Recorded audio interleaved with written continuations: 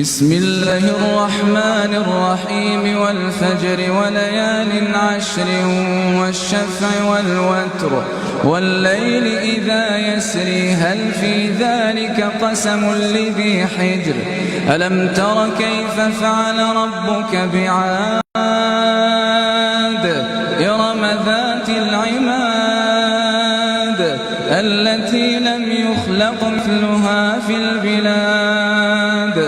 وثمود الذين جابوا الصخر بالوادي وفرعون ذي الأوتاد الذين طغوا في البلاد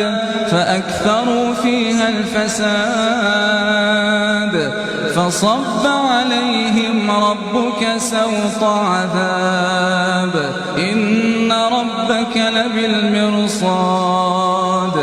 فأما الإنسان إذا ما ابتلاه ربه فأكرمه ونعمه فيقول ربي أكرمن وأما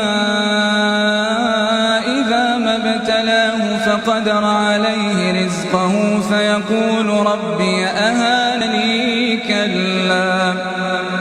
بل لا تكرمون اليتيم ولا تحضون على طعام المسكين